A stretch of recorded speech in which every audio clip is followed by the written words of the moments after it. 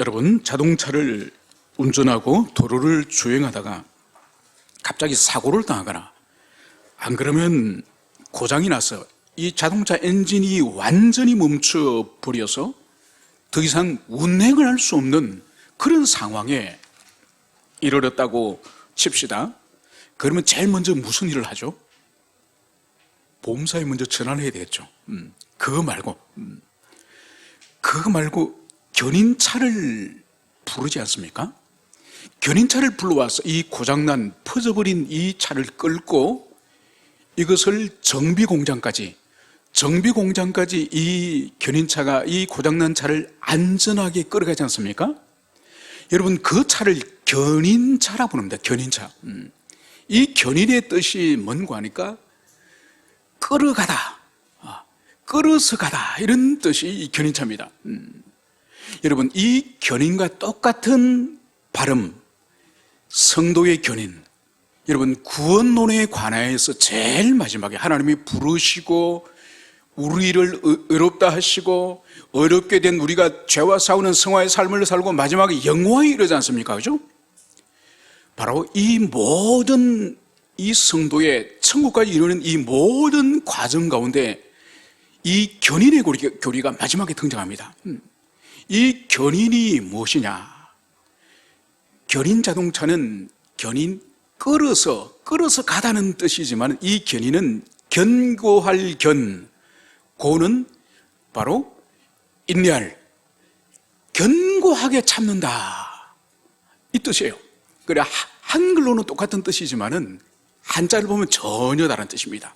끌어서 가다. 그리고 하나는 견고하게 오래 참다, 이런 뜻입니다. 여러분, 그러면은 이 견인의 교리, 구원에 있어서 제일 마지막에 등장한 이 견인의 교리에 있어서 도대체 누가 오랫동안 견디며 인내한다는 이 뜻일까요? 하나님께서 오래 인내하시면서 견딘다는 뜻일까요? 안 그러면 천국에 이르기까지 우리 성도들이, 우리 그리스도인들이 오래 참고 견딘다는 뜻일까요? 여러분, 여기는 우리 성도들, 우리 그리스도인들이 오래 참고 견딘다는 의미도 있지만은 그것보다 본질은 더 초점을 두는 것은 하나님 편에서 오래 참고 견딘다는 주님 편에 있는 것이 초점이라는 것을 우리가 이해를 할 필요가 있습니다. 여러분, 우리가 민수기를 공부하지 않았습니까? 민수기 가운데에 이스라엘 백성들이 얼마나 자주 배신을 하며 주님 앞에 불평불만을 하며 원망을 하면서 그들이 주님 앞에 그렇게 악하게 살았습니까? 그래서 그들이 물이나 양식이 조금만 결핍되어 있으면 하나님께 원망하면서 차라리 이집트가 좋았다, 이집트로 돌아가자, 그 말을 그들이 하지 않았습니까?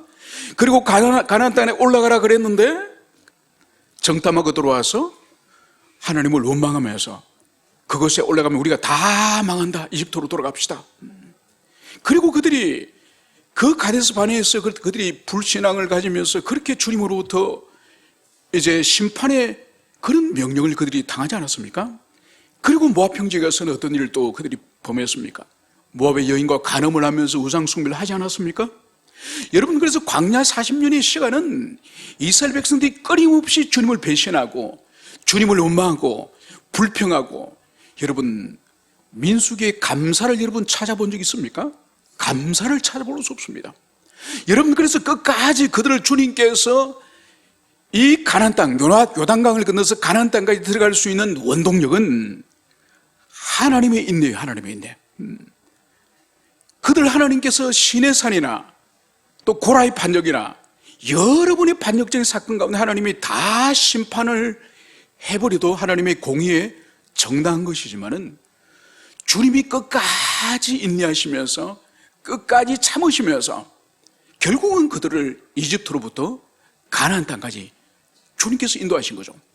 그래서 이 견인의 교리는 하나님이 한 번 선택하시고 한 번 자녀 삼으신 당신의 백성들에 대해서 비록 연단하시고 징계하시고 또 어떤 어려움을 하나님 허락하시지만은, 그러나 선택하신 백성을 끝까지 천국까지 끝까지 인도하시는 이 견인의 주체는 바로 우리 하나님이 주님의 사랑으로, 주님의 그 은총으로 끝까지 끝까지 인도하신다는 이것이 바로 견인의 교리의 본질이라는 것을 알 수 있습니다. 여러분, 우리가 지금 이 로마서 8장의 이 마지막 부분에서 바울이 당신의 백성들을 선택하신 하나님께서 어떠한 이 지상에서 일어나는 성도들 본인의 문제이든지 성도들 밖에서 성도를 공격하는 이 세상의 환난과 핍박의 문제든지 어쩌든지 간에 우리 하나님은 한 번 선택하시고 한 번 부르신 당신의 자녀들, 당신의 백성들을 끝까지 주님의 그 사랑의 힘으로, 그 사랑의 원동력으로 주님께서는 천국까지 인도하신다는 바로 그 견인의 교리에 관해서 오늘 주님께서 오늘 이 바울을 통해서 오늘 말씀을 하고 있습니다. 이제 오늘 우리가 이제 본문으로 돌아오면은 오늘 바울은 31절에서 그런즉 이 일에 대하여 우리가 무슨 말을 하리요? 만일 하나님이 우리를 위하시면 누가 우리를 대적하리요?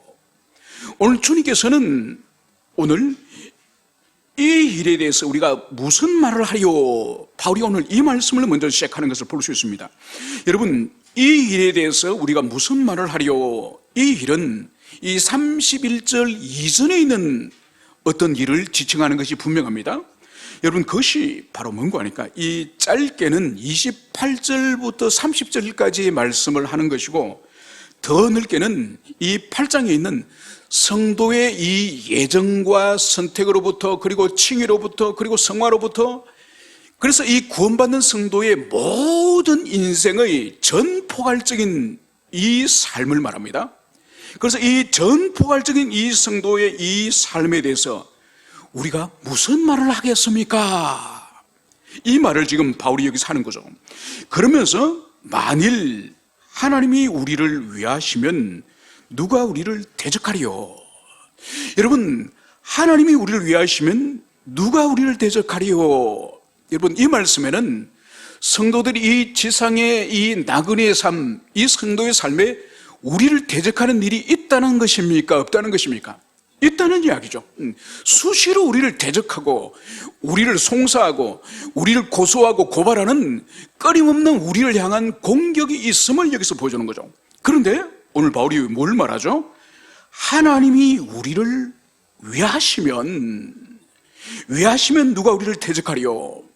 하나님이 우리를 위하시면 우리를 대적하는 것이 아무런 효용이 없음을, 아무런 그것이 우리에게 악영향을 미치지 못함을, 그것을 오늘 바울이 여기서 말씀을 하고 있는 거죠. 여러분, 하나님이 우리를 위한다는 뜻이 뭘까요? 우리를 위한다는 뜻이 뭘까요? 여러분, 이 의미가 좀 더 다른 의미로 번역을 하면은 하나님이 우리 편이시면, 우리를 위한다는 뜻이 좀 더 쉬운 의미로 번역을 하면은 하나님이 우리 편이시면 감히 우리를 누가 대적하래요? 이런 의미로 해석을 할 수 있는 것입니다. 여러분, 이것은 뭔가 하나님이 우리를 예정하시고 선택하셨죠. 그리고 역사 속에 언젠가 우리를 부르셨죠. 복음을 듣게 하셨죠. 그래서 교회 속으로 들어오게 하셨고, 그래서 우리를 의롭게 하셨고, 그리고 주님께서 우리를 죄와 싸우는 성화의 삶을 우리를 인도하십니다. 그리고 마지막에 우리를 천국까지 주님이 인도하시죠. 그래서 모든 구원과 구원받은 이후의 이 여정을 하나님이 직접 주체가 되셔서 우리를 직접 주관하시고 인도하시는 거예요. 여러분, 그렇기 때문에 우리를 향해서 주님이 우리 편이 되시기 때문에 이미 우리 편의 이 중심은 우리 자신이 아니에요. 우리 자신이 아니라 하나님이 우리 편이시기 때문에 누구도 하나님을 대적하여서 이길 수 없는 것이죠. 여러분, 이 하나님이 우리 편이라고 하는 이 말씀을 제가 묵상을 하면서 저희 초등학교 때 축구부가 있었어요. 이 축구부가 있었는데 저는 초등학교 때부터 축구를 잘 못했습니다. 근데 공은 약합니다. 그런데 이 축구부에서 이 에이스가 2명 있습니다. 지금도 항상 그 친구들 아주 친했던 친구라서 이 김병조란 친구하고 조혜고란 친구가 축구 에이스예요. 이제 같은 반은 아니지만은 어떤 데는 같은 반 하기도 같은 반 안 하기도 했는데, 그러니까 얘들이 있는 반이면 다 이깁니다. 그러니까 이 친구들이 있는 반하고 붙으면 절대로 안 되는 거예요. 그런데 만약 얘가 이제 학년이 올라가면서 학급이 바뀌지 않습니까? 만약 얘들이 우리 반이 되면 축구는 우리가 이기는 거야. 그러니까 얘가 우리 편이 된다고 하는 이것은 체육 시간만 되면은 이웃 반이랑 붙으면은 이건 10번 싸우면 10번 다행입니다. 여러분, 그런 것 같은 거예요. 여러분, 이 땅에서 우리가 죄와 싸우고, 이 땅에서 우리의 내면의 욕망과 싸우고, 이 세상과 싸우는 이 현장에서 하나님이 우리 편이에요. 하나님이 우리 편의 주장이에요, 주장. 그렇기 때문에 그분에게 우리가 붙어 있으면, 그분 우리가 거스르지 않고, 그분에게 우리 범죄하지 않고, 그분에게 불순종하지 않고, 그분에게 붙어만 있으면은 그분이 우리의 주장이시고 에이스이기 때문에 항상 우리가 이긴다는 거예요. 여러분, 그렇기 때문에 바울이 하나님 우리 편이기 때문에 감히 누가 우리를 대적하리요. 대적을 하면 할수록 절대로 우리 편을 그들은 이길 수 없고 하나님을 이길 수 없기 때문에 우리 성도들을 이길 수 없다. 이것을 오늘 바울이 여기서 말씀을 하고 있습니다. 여러분, 그러면서 오늘 바울은 우리 주님의 이 사랑이 얼마나 큰지 32절에서 이렇게 말씀을 하고 있습니다. 자기 아들을 아끼지 아니하시고 우리 모든 사람을 위하여 내주신 이가 어찌 그 아들과 함께 모든 것을 우리에게 주시지 아니하겠느냐. 여러분, 사람은 이렇게 종종 가끔 다른 사람을 도와야 될 때가 있고 다른 사람의 도움을 받아야 될 때가 있습니다. 자기 혼자서는 도무지 일어설 수 없는 그런 때가 있는 거죠. 예를 들어서 어떤 사람이 이 몸이 망가져서 이 신장이 2개 다 망가진 거예요. 이 신장의 기능들이 2개 다 망가져서 3일마다 이틀마다 가서 투석을 해요. 여러분, 투석을 하면은 이 팔에 이 혈관을 뚫어가지고 자기 몸에 있는 피를 다 빼내서 투석기에 걸러서 다른 혈관 속으로 또 집어넣지 않습니까? 한 4시간 정도 걸려요. 자기는 모든 몸에 이 피를 빼내서 거기 있는 이 우리가 오줌으로 배설해야 될 이 몸에 있는 이 노폐물, 이것을 콩팥이 걸러서 오줌으로 못 보내니까 인공 투석기를 통해서 이 소변의 성분을 다 빼내는 거죠. 여러분, 그래서 결국은 이 사람은 새로운 신장을 기증받지 않으면 이 사람은 그러다 죽습니다. 그런데 어느 날 자기 아들이 이 신장을 아버지에게 주겠다는 거예요. 그래서 이 신장을 하나를 잘라서 아버지에게 줘서 자기도 하나 가지고 아버지도 하나 가지고 아버지가 건강을 회복하게 된 거예요. 얼마나 아버지를 사랑했으면 자기의 이 신체 일부 장기를 아버지에게 기증을 했겠습니까? 여러분, 아버지를 사랑해서 이 장기를 준 자식이라고 한다면은 이 아버지의 소원이, 야, 너 제발 늦잠 좀 자지 마라. 제발 늦잠 좀 자지 말고 좀 일찍 일어나서 학교 좀 제 시간에 좀 가라. 이런 아버지의 마음이 있다고 한다면은 여러분, 그것이 불가능했습니까? 아버지 장기는 떼줄 수 있어도, 간은 잘라줄 수 있어도 아버지 그 말은 들을 수 없습니다. 이렇게 할 수 있겠습니까? 못하죠, 그죠? 더 본질적이고 더 가치 있는 어떤 일을 했다고 하면은 그것보다 부족한, 그것보다 작은 가치를 하는 것은, 순종하는 것은, 이것은 어려운 일이 아닙니다. 바로 오늘 바울은 하나님 아버지의 사랑을, 하나님 아버지의 은총을 우리에게 어떻게 표현하죠? 자기의 아들을 아끼지 아니하시고 우리에게 모든 사람을 위해 내주시니가 어찌 아들과 함께 모든 것을 우리에게 주시지 아니하겠느냐. 여러분, 인류 역사 가운데 하나님께서 우리에게 주신 최고의 은총, 최고의 선물, 그것이 도대체 뭐겠습니까? 여러분, 이 땅에 하나님께서 당신의 아들을 사람으로 보내셔서, 사람으로 태어나게 하셔서, 그래서 모든 하나님의 진리를 백성들에게 다 가르쳐 주시고, 그 마지막에는 당신의 자녀들이 십자가에서 마땅히 죽어야 돼요. 우리가 지옥의 형벌을 경험하고 우리가 하나님과 끊어지는 그 저주 속에 떨어져야 되는 그것을 우리 예수님이 하는 일과 땅 사이에 십자가에 매달려셔서 그분이 비참하게 죽음으로 그 대속적인 죽음을 죽도록 이 땅에 보내신 하나님의 아버지의 그 사랑, 여러분, 그래서 그리스도 예수의 이 땅에 오심과 십자가 대속을 능가하는 하나님의 선물, 하나님의 은총이 과연 있습니까? 결코 없습니다. 여러분, 아무리 우리가 큰 은총을 경험하고 아무리 큰 선물을 하나님께로 받더라도 인류를 위해서 이 땅에 아들이신 그리스도 예수 성자 하나님을 보내신 이 사건을 능가하는 하나님의 선물은 이 세상에 존재하지 않는 것이죠.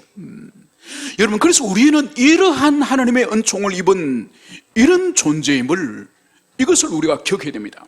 여러분, 그래서 하나님께서는 그러한 아들을 주신 분이라고 한다면은 그 아들과 함께 구원에 이르고 그리고 천국에 이르는 모든 과정에 필요한 그 영적인 복, 그 복을 당연히 아들과 함께 주시지 않겠느냐, 이 말씀을 오늘 바울이 여기서 하는 것을 볼 수 있습니다.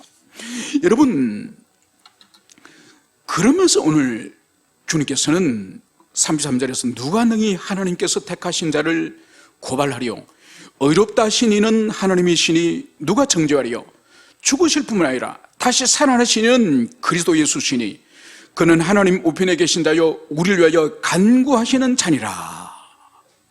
여러분, 오늘 주님께서는 이 성도가 이 땅에서 영적 이 투쟁 가운데에서 끝까지 승리할 수 있고, 그래서 마지막에 하나님 나라 이룰 수 있는 이 여정에 대해서 오늘 특별히 하나님 법정, 이 법정의 오늘 용어를 여기서 사용하는 것을 볼 수 있습니다. 그래서 하나님이 선택하신 자를 누가 고발하리요, 그리고 또 보십시오, 의롭다 하신 이는 하나님이시니 누가 정죄하리요. 여러분, 그래서 오늘 법정적인 용어인 고발이라는 이 용어와 그리고 정죄라는 용어를 오늘 여기서 오늘 사용하는 것을 볼 수 있습니다. 여러분, 고발이라는 뜻이 뭔가요? 어떤 사람이 어떤 죄된 혐의가 있을 때에 그것에 대해서 이 피해자나 그리고 피해자의 가족들이 그것을 사법당국에 이 사람이 이런 죄를 저질렀으니 처벌해 주십시오, 이것이 고발이죠. 그리고 정죄라는 의미는 뭔가요? 그래서 그 모든 이 혐의를 받아들이고 그리고 그것을 이제는 법정에서 재판정에서 판사가 이제는 원고와 피고의 모든 이야기를 듣고 판단을 하는 거죠. 그래서 이 정죄라는 의미는 뭔가 하니까 죄가 있음, 유죄를 선고하는 것이 바로 이 정죄인 것입니다. 오늘 바울 사도는 오늘 뭘 말씀을 하고 있습니까? 하나님께서 택한 자를 누가 고발하려. 여러분, 하나님이 택하셨다는 의미는 예정하시고 주님이 선택하시고 그리고 그 사람의 복음을 듣게 하셔서 부르셔서 그리고 그 사람이 그리스도 예수를 영접하여서 의롭다 하시는 칭의의 복을 그가 받았지 않습니까? 그리고 이 땅에서 이제 하나님의 자녀가 되어서 성화의 삶을 살아가고 있는 그 사람을 이미 그리스도 피를 통해서 죄의 사함을 얻은 사람에게 누가 고발하겠습니까? 여러분, 이것은 고발의 의미가 없다는 거죠. 이미 하나님 법정에서 이미 죄가 없음이 선언됐는데 사탄 마귀가 그것을 고소 고발을 한들 의미가 있겠습니까?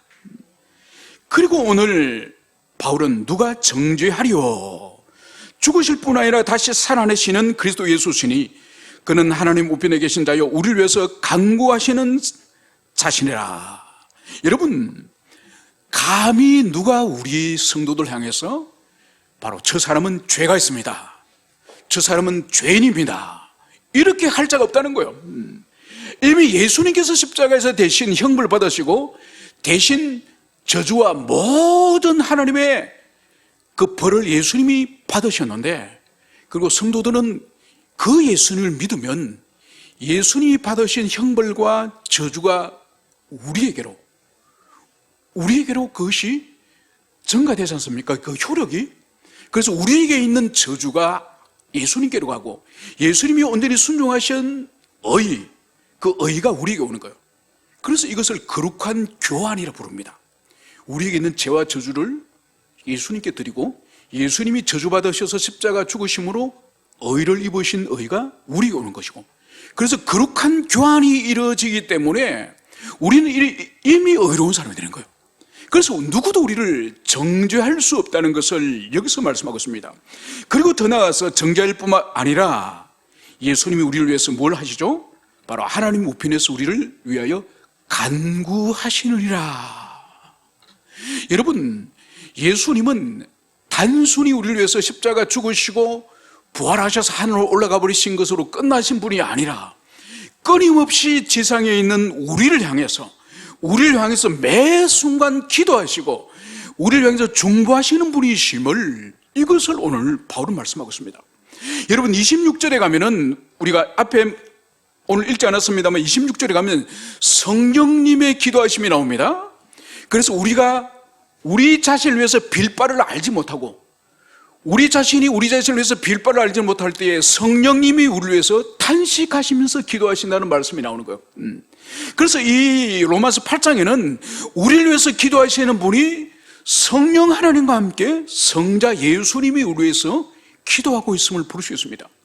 여러분, 우리 자신이 우리 자신의 문제에 대해서 잘 알고 지금 내 인생에 뭘 기도해야 될 것 같고 내 인생에 무엇을 위해서 하나님께 엎드려야 될 것, 그렇게 내 인생의 문제를, 기도 제목을 우리가 잘 알 것 같죠? 아니에요.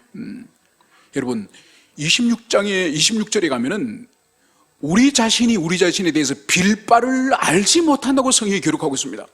여러분, 우리 자신은 진정으로 주님의 뜻 가운데서 우리 자신을 위해서 기도할 바를 모르는 거예요.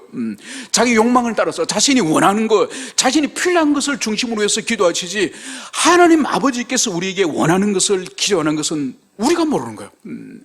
그래서 26장에서는 바로 하나님께서는 이 성령님의 깊은 곳에 있는 그것을 아신다고 말씀하시는 거죠. 그래서 우리를 위해서 성부께서, 성자께서, 성령께서 기도하신다는 것을 말씀을 하는 거죠. 그래서 누구도 우리를 정죄할 자가 없다, 이것을 오늘 바울이 말씀하는 거죠. 여러분, 그래서 이것을 적용하면은 우리가 어떤 죄와 허물을 우리가 범할 때에 우리 양심의 깊은 죄책감을 가지면서 그것이 지나쳐서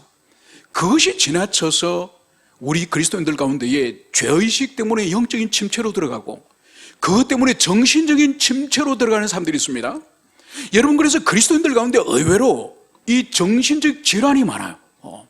그 이유 중에 하나는 바로 뭔가 하니까 이 경건 생활에 있어서 죄에 대해서 지나치게 의식을 할 경우에 오히려 불신자들보다 이 우울증이라든지 이 죄의식이 더 발달해서 더 어둠 속에 살아가는 사람들이 있다는 거예요.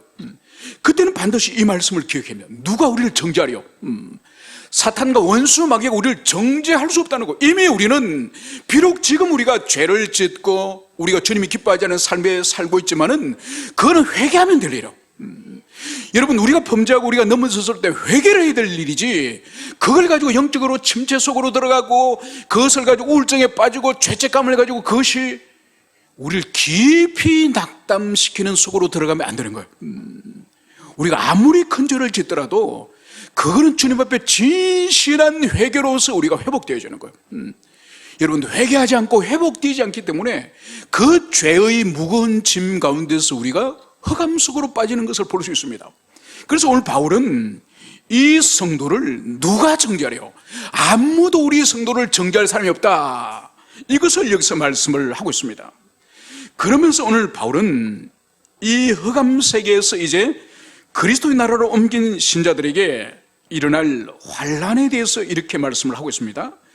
오늘 35절, 누가 우리를 그리스도의 사랑에서 끊으리요? 환난이나 곤고나 박해나 기근이나 적신이나 위험이나 칼이랴. 오늘 바울은 오늘 하나님의 사랑, 그리스도의 사랑에서 끊을 수 없다는 이야기를 하면서 7가지의 이 환난을, 이 성도들이 이 땅에서 당할 수 있는 이 고난에 대해서 오늘 여기서 쭉 나열을 하고 있는 것을 볼 수 있습니다. 여러분, 그래서 그리스도인이 되면은, 예수를 믿으면은 이 세상에서 형통하고 고난과 환난과 어려움이 없다, 이건 절대로 복음이 아니에요. 이 성경이 가르치는 바가 아니에요. 여러분, 오히려 예수를 안 믿다가 예수를 믿게 되면은 환난이 더 많을 수가 있습니다. 더 어려움이 있을 수가 있습니다. 왜 그런가 하니까 보십시오. 우리가 그리스도 예수를 믿지 않고 이 세상에서 살아갈 때는 우리는 흑암의 백성이에요. 우리는 흑암의 백성이고 우리 편은 주님이 아니라 원수 마귀가 우리 편이죠.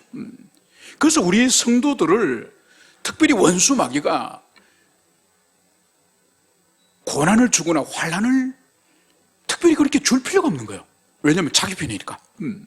여러분, 그러다가 우리가 예수 그리스도를 믿고 우리의 이 신분과 우리의 삶의 터전이 이 흑암과 어둠에 있다가 빛의 나라로 옮겼다 칩시다. 빛의 나라로 옮기면 우리의 주님은 원수 마귀가 아니라 이제 그리스도 예수와 삼위 하나님이 우리의 주님이 되시죠. 그러면 세상의 편에서 볼 때는, 원수 마귀의 편에서 볼 때는 우리가 어떤 존재입니까? 배신자죠, 배신자. 여러분, 배신자를 그냥 둡니까? 절대로 그냥 두지 않습니다. 여러분, 90년도 중반 그때 이 오누리 교회에서 그 집회를 했는데, 바로 무슨 집회를 했는가 하니까 이 십자가를 메고 서울에서 저기 판문점까지 이 십자가를 끌고 가는 그 행사가, 이벤트가 8.15 때 있었습니다. 그때 누가 초청을 받는 거 하니까 일본에서 이 야쿠사들, 이 과거 야쿠사들이 이 범죄 조직에 있다가 이분들이 한국인 여성과 결혼했어요. 그럼 신앙이 아주 좋은 한국인이었어. 그래서 이 부인들이 얼마나 기도를 했으면 이분들이 이 야쿠자의 세계를 떠납니다. 그 세계 손을 씻으면 반드시 한 가지 해야 되는 일이 있습니다. 이 손가락을 하나 잘라야 됩니다. 손가락을 자르고 이제 그 세계와 손을 씻고 이제 평범한 시민으로 살아가는 거죠. 그래서 그분들이 와서 간증하는 게 제가 그때 들었는데, 이 부인들이 얼마나 신앙이 좋고 얼마나 헌신적인 삶을 살았던지 간에 이 돌아온 이 야구자들의 부인들이 다 한국인들이요. 그리고 또 손가락이 다 하나씩 없는 거예요. 그러니까 그 과거의 흑암의 삶을 청산하기 위해서, 그 삶을 청산하기 위해서 바로 이 손가락을 하나 잘라내는 이 희생을 거치면서 그분들이 빛 속으로, 어둠에서 빛의 세계 속으로 들어온 거예요. 여러분, 그렇기 때문에 이 흑암은 우리를 절대로 내버려 두지 않습니다. 집요하게 우리를 괴롭히거나 집요하게 우리에게 환난을 우리에게 끼쳐주는 거죠.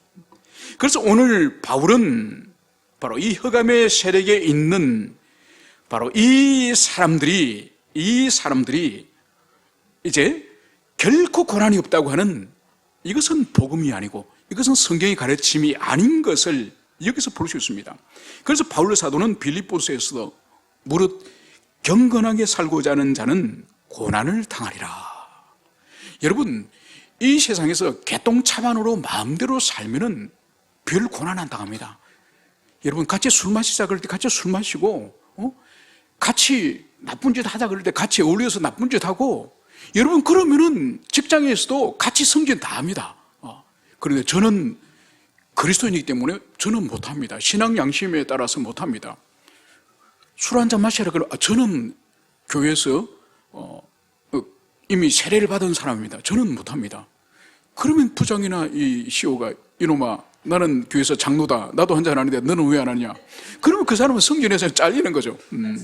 여러분, 반드시 이 땅에서 경건하게 살고자 하는 자는 반드시 환난이 있다는 것을, 이것을 성경이 말하는 것을 여기서 볼 수 있습니다. 그래서 어떤 일이 있느냐?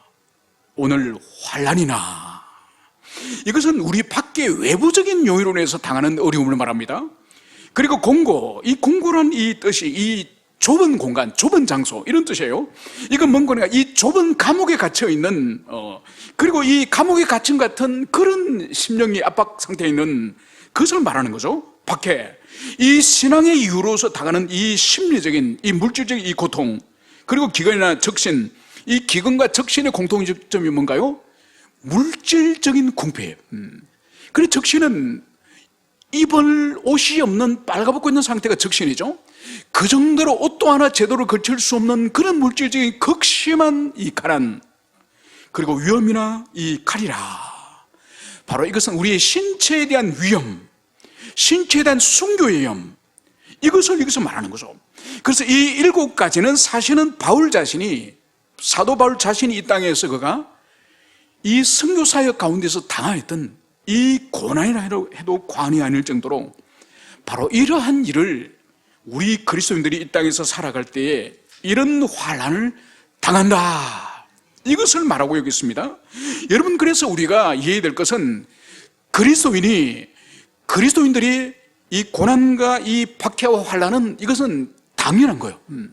여러분, 2000년 교회 역사의 2000년의 시간을 펼쳐놓으면은 신앙의 자유가 있고, 또 이 신앙의 자유 때문에 무엇을 섬기고 무엇을 하더라도 복음을 전하든지 예배를 드리든지 뭘 하든지 간에 여러분, 제재와 박해가 없었던 이 시기는 2000년의 이 역사를 펼쳐놓고 보면은 박해 시간에 비해서 훨씬 짧은 시간임을 그것을 볼 수 있습니다.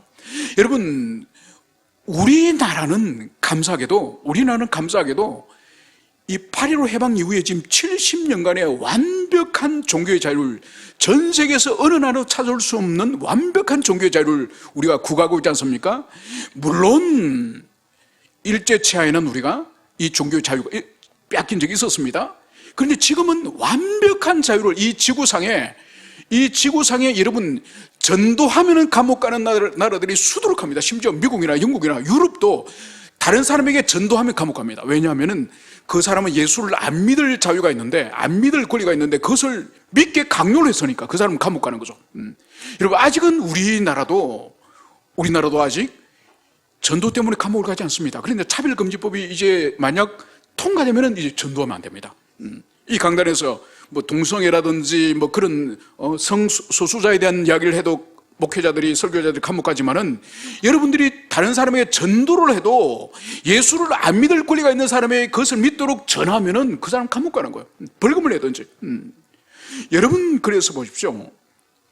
오늘 이러한 이 고난이 이 지상에서 있는 것이 당연한 것이며, 오히려 평화가 있고 오히려 제재가 없고 박해가 없는 이러한 평화 시대가 오히려 특별한 예외적인 시대라는 것을, 이것을 우리가 격이 됩니다. 그러면서 오늘 바울은 누가 우리를 그리스도의 사랑에서 끊으려, 그래서 이런 7가지의 성도들이 당하는 이 고난, 이 환난, 이런 것이 있다 할지라도 결국 그리스도의 사랑으로부터는 우리를 끊을 수가 없다, 이것을 오늘 바울이 여기서 말씀하고 있습니다. 그러면서 이 성도들이 이 땅에서 당하는 이 고난, 이 환난에 대해서 오늘 바울은 36절에서 기록된 바 우리가 종일 주를 위하여 죽임을 당하게 되며 도살당한 양같이 여김을 받았나이다. 여러분, 오늘 바울은 시편 44편을 오늘 인용하면서 이 땅에 살아가는 그리스도인들이, 이 성도들이 당하는 이 고난이 오늘 바로 주를 위하여 죽임을 당하게 되며, 여러분, 성도들이 당하는, 이 땅에서 당하는 이 삶은 우리의 생명이 위협을 받는, 죽임을 당하는 같은 이런 위협 속에 있다는 것을 오늘 여기서 말씀하고 있습니다. 여러분, 이 시편 44편 이 말씀은 이스라엘 백성들이, 그 배경이 아수르 제국이 이제 예루살렘을 포위해가지고, 그때 히스기야 왕 때 예루살렘이 포위돼서 사면초가 가운데 떨어졌지 않습니까? 그래서 그들이 죽을 위기에 있을 때에 이 성전의 금을 다 벗겨가지고, 왕궁에 있는 이 금이나 성전에 하나님께 섬기는 이 금을 다 벗겨서 그것을 바치고 죽음을 문이었습니다. 그것처럼 이 성 밖에 있는 이 아수르 군대가 완전히 포위해서 이 사면초가에 놓인 것 같이, 우리 성도들이 신앙을 따라서 이 땅에 살아갈 때에, 믿음대로 살아갈 때 우리 대적들이 예루살렘 성벽 밖을 이 아수르 군사가 포위했듯이 우리 성도의 거룩한 삶에는 반드시 대적들이 우리를 둘러싸고 있는 이런 삶이 될 것임을 바울은 그것을 말씀하고 있습니다. 그래서 보십시오. 도살당할 양같이 여김을 받아나이다. 여러분, 우리 성도들의 이 지상의 삶이 마치 이 제사를 드릴 때 양을 바치거나, 아니면 사람들이 양식으로 잡아먹기 위해서 양을 죽이지 않습니까? 그것처럼 우리 성도들의 삶이 얼마나 위기에 처해 있는지, 얼마나 우리가 위협 속에 있는지 오늘 이 도살장에 끌려가는 이 양과 같은 그런 위치에 있다, 이것을 여기서 말씀을 하고 있습니다. 여러분, 그래서 우리가 오늘날 이 세상이 교회를 향해서나 우리 그리스도를 향해서 적대감을 가지고 그것이 막 매스컴이라든지 신문이라든지 이걸 떠들 때 여러분 이상하게 생각하지 마세요. 그건 원래 당연한 거예요. 여러분 바울은 우리의 존재가, 우리의 이 삶의 환경이 마치 도살장에 끌려가는 양과 같은 그런 존재가 될 것이라고 말씀하고 있는 거예요. 그러니까 우리 그리스도인들에게 문제가 뭔가 하니까 우리가 원래 놓인 자리가 우리가 생명의 위협을 당하고 환난을 당하고 이 세상으로부터 박해를 당하는 위치가 원래 성도의 자리인데 이거를 거부하고 이걸 인정하지 않고 이거를 두려워할 때에 어떤 일이 벌어집니까? 세상과 타협하는 거예요. 세상과 타협해서 세상이 원하는 걸 다 하는 거죠. 이런 고난과 이런 박해와 이런 어려움을 당하지 않으려고 세상이 요청하는 걸 다 해주고 세상의 비율을 다 맞추는 거예요. 여러분 우리의 관점과 우리 눈은 세상의 관점이 아니에요. 우리는 하나님의 관점과 하나님의 눈에 그분의 뜻을 따라서 사는 것이 우리 성도이지, 우리는 세상 사람들이 너희들 예배 드리지 마라, 코로나 때 모이지 마라, 너희들 찬송하면 입에서 바이러스 튀어나오니 찬송도 하지 마라, 기도도 하지 마라. 여러분 성경책도 갖다 버리라. 성경책 이 사람 저 사람이 손에 바이러스 묻은 그 성경책 불태워서 다 버리라. 여러분 그래서 코로나 기간 동안에 교회들마다 모인 사람들이 찬송도 안 부르고 통성기도도 하지 않고 그리고 심지어 교회 이 비치해 있는 이 성경을 다 수거해서 버렸습니다. 왜 그랬을까요? 세상이 그것을 요구하니까. 세상이 찬송하지 말고 기도하지도 말고 성경도 갖다 버리고. 여러분 우리 그리스도인은 세상의 요구를 받아들이는 사람이 아니에요. 우리 그리스도인은 하나님께 물어보고 하나님의 응답을 따라서 살아가는 사람이 우리예요. 그러다가 세상이 우리에게 벌금 내라, 감옥 가라, 가는 거예요. 벌금 내는 거예요. 이것이 그리스도인이에요. 여러분 그래서 오늘날도 우리 그리스도인의 세속화의 가장 큰 원인은 우리 아닌 우리 타협하는 거예요. 세상의 요구에 우리가 고분고분하는 이것이 세속화의 가장 큰 문제인 것을, 이것을 여러분들이 가슴에 새기실 바랍니다. 그러면서 오늘 바울은 이러한 핍박 가운데 있는 신자들이 이제 어떻게 될 것인가. 오늘 37절은 그러나 이 모든 일에 우리를 사랑하시는 이로 말미암아 우리가 넉넉히 이기니라.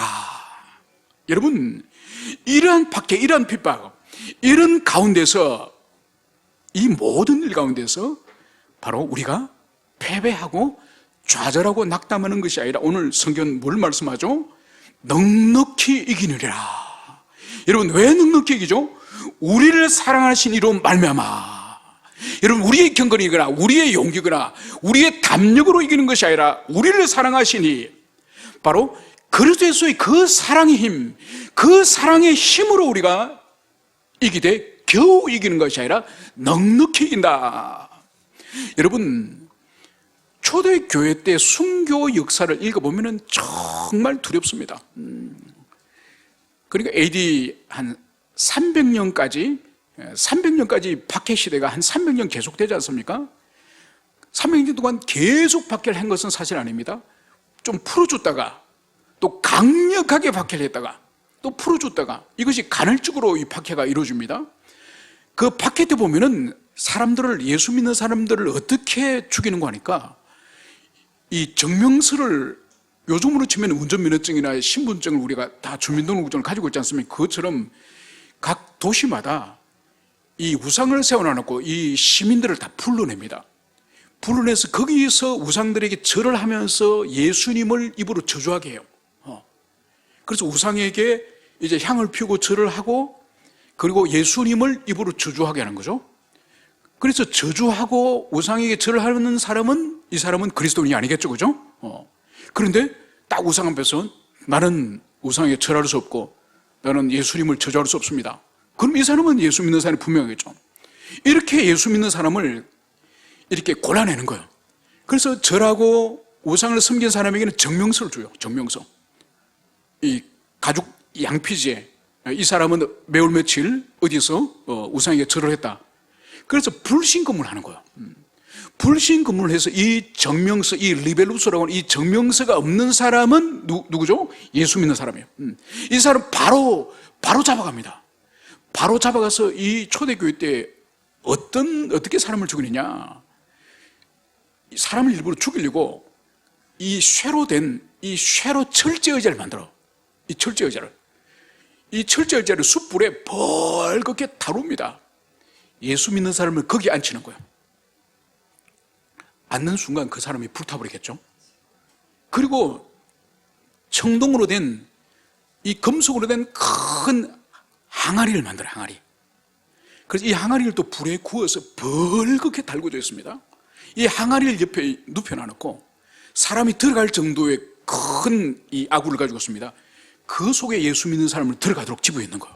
들어가면 어떻게 되겠습니까? 바로 불타 죽는 거죠. 여러분, 십자가에 못 박는 것은 기본이고, 그리고 사자라든지 맹수를 며칠을 쫄쫄 굶어가지고, 그래서 원형제기장에 그리스도인들을 집어넣으라고 거기에 그 굶주린 맹수들을 집어넣습니다. 그러면 그 굶주린 맹수가 이 사람의 몸을 갈갈이 찢어서 먹겠죠. 여러분, 이런 방식으로 얼마나 많은 그리스도인을 이 초대교회 때 죽인지 모릅니다. 여러분, 그것을 생생히 옆에 있는 신자들이 지켜보지 않습니까? 그런데도 그 순교의 길을 피하지 않고 그 길을 뚜벅뚜벅 걸어갔습니다. 그 이유가 뭘까요?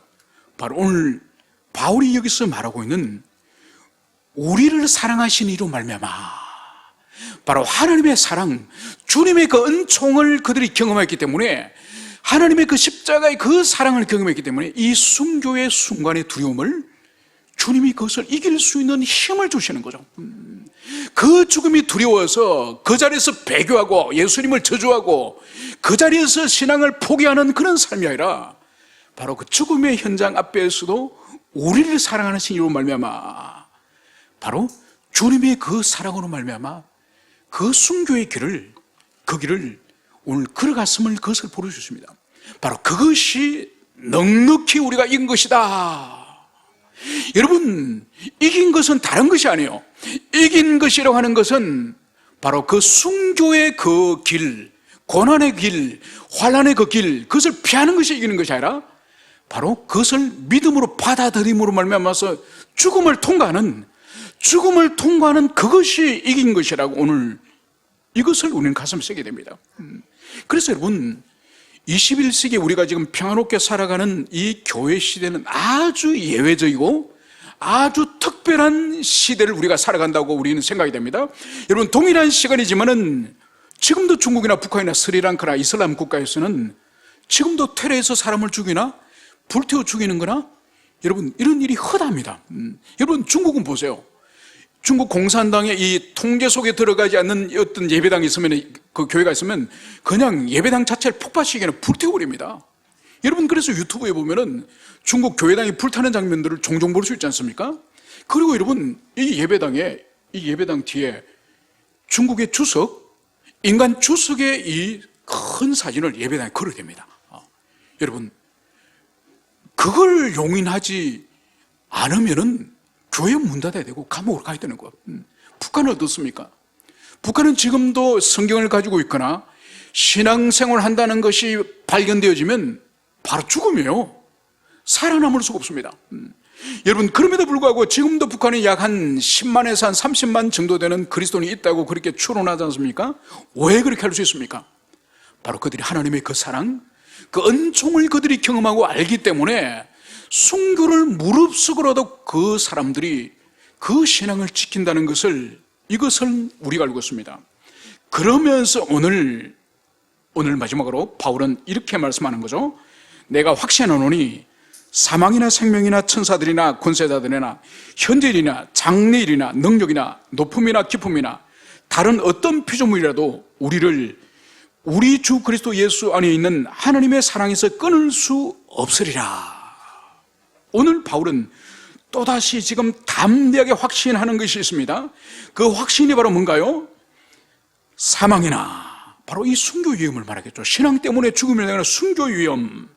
그리고 생명이나, 이 생명은 뭔가 하니까 바로 예수를 부인하면 살려줄 테니까 예수를 부인해, 배교할 때 얻게 되는 이 생명의 보존을 말합니다. 그리고 천사들의 권세자들, 이 천사는 우리가 알다시피 이 선한 천사, 그리고 권세자들은 이 천사에 대비되어지기 때문에 이것은 악한 천사로 우리가 해석을 할 수 있습니다. 그리고 현재일이나 장래일이나 이 금생이거나 내생이거나 그리고 높음이나 깊음이나 바로 하늘에 있는 권세이거나 땅에 있는 것이나 다른 어떤 피조물이라도 이 세상의 어떤 다른 모든 우리의 신앙을 억압하는 다른 피조물이라도 오늘 이 모든 것들이 우리를 우리 주 예수 그리스도 안에 있는 하나님의 사랑에서 끊을 수 없으리라. 이것을 내가 확신하노니. 오늘 바울이 이것을 확신하고 있음을 이것을 볼 수 있습니다. 여러분, 그래서 오늘 바울이 오늘 이 확신하고 있는 이 원동력이 뭘까요? 바로 아버지께서 아들을 주신 그 사랑, 아들을 주신 그 사랑, 그 사랑의 이 힘, 이 견인, 아버지의 이 견인의 이 사랑이 이 지상에서 당하는 이 수많은 환난과 고난과 박해와 이 죽음까지라도 바로 아버지의 이 사랑이 끝까지 우리 성도들을 인내하시고 견고하게 붙잡고 계시기 때문에 결코 이 지상에서 이 피조물로부터 당하는 이 박해로부터 하나님의 사랑을 끊을 수 없다. 이것을 오늘 바울이 여기서 말씀하고 있습니다. 여러분, 순교의 길을 걸어가는 것은 왜 그럴까요? 그것은 바로 이미 그리스도 예수의 그 사랑이 죽음을 이겼다는 것을 알기 때문에 기꺼이 순교의 길을 걸어갈 수 있는 거예요. 여러분, 이것이 우리 그리스도인의 정체성인 것을 오늘 바울은 여기서 말씀하고 있습니다. 그래서 하나님의 변함없는 그 사랑, 그 은총이 마지막 하나님 나라에 이르기까지 끊임없이 주님께서는 고난과 익힘과 환난 가운데서 견인해 가시는 이 주님의 은총이 우리를 끝까지 주님께서 포기하지 않으시고 붙들고 계신다고 하는 이 믿음을 우리 모든 교우들이 붙잡으시고 그것을 믿으시고 그 사랑 앞에 우리가 순종으로 살아가는 여러분 되시기를 축원합니다. 함께 우리 기도하시겠습니다.